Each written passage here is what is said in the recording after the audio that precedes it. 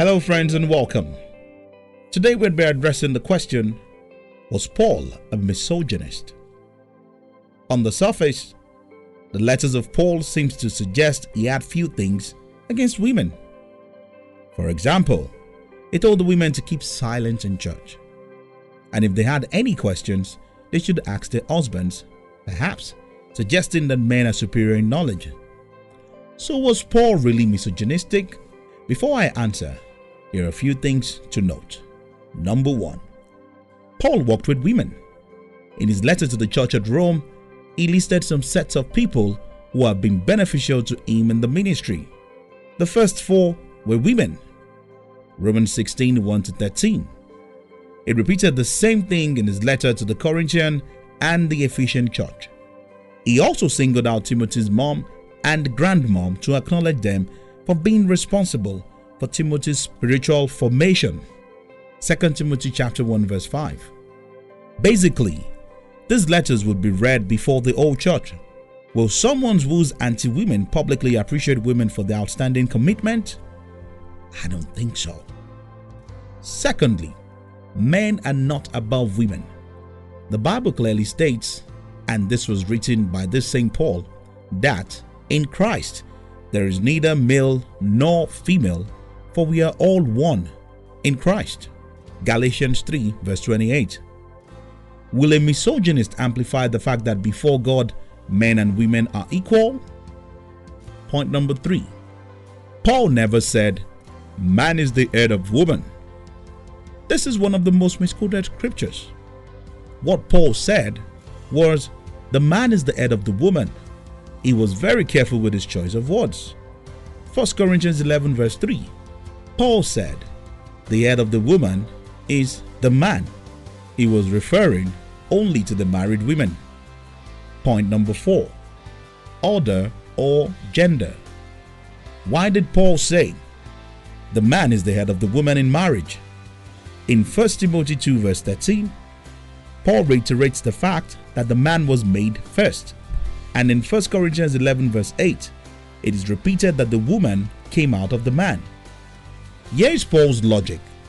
Since man was made first, and the woman came out of man, and God made the two of them husband and wife, not neighbors, it makes sense that in a marriage setting, the husband should be the head.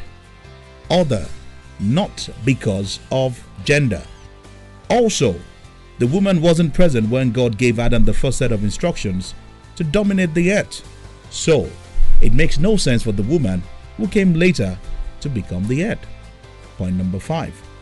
To understand a man, you must understand the times he lived in and the situations he was surrounded by. Paul was a first century writer that lived in a world which was very different from ours and this played a role in some of his writings. Paul's letters were inspired by God, but the situation around him wasn't. In 1 Corinthians 11 verse 2, Paul started off by appreciating them for keeping the ordinances delivered to them. Ordinance in Greek means tradition, Jewish tradition or Jewish laws. That means Paul's next statements were not necessarily a revelation from God, but a tradition, a Jewish custom based on their time that he wanted them to keep. Point number 6. The bulk of Paul's letters were answers to questions.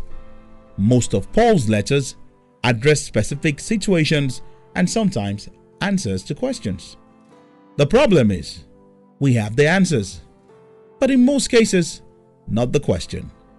For example, they asked him if it was okay for them to marry, and Paul's response was, left to me, it's better to remain single. 1 Corinthians 7 verse 1. Why? Is it because God told him? No. Because of the present distresses they were in 1 Corinthians 7 verse 26, it was a young church and they were under severe persecutions, and Paul felt it was easier to flee if you are single. Does this mean that Paul is off the hook? No. Let's take a deeper look at his alleged misogynistic statements, one verse at a time. In 1 Corinthians 11, he told women to cover their hair when praying. He said, does not nature itself teach you? He didn't say, does not the law of God teach you? Nature in Greek in this verse is phosis, which means mankind, or you can say constitution. So it could read, does not mankind teach you that? Or does not the constitution teach you that? In their day, when a married woman is caught in adultery, her hair gets shaven off as a sign of public mockery. That's why Paul said, is it not shame for you if you keep short hairs? In essence, Paul was saying to the Corinthian church, I don't want you to set a bad image for the church, that we allow all sorts here. Please cover your ear. Keep quiet. That is what the constitution teaches. In the early stage of the Ephesian church, there was a goddess called Diana, who was influencing the married women in the city and turning them against their husbands. Acts 19:35. This domineering attitude from the married women was beginning to rub off in the church. So Paul admonishes the women that when they get married, they shouldn't speak reproachfully to their husbands, as this was already the order of the day. 1 Timothy 5 verse 15. In 1 Timothy 2 verse 9, another issue was on dressing, which is why Paul asked them to dress modestly.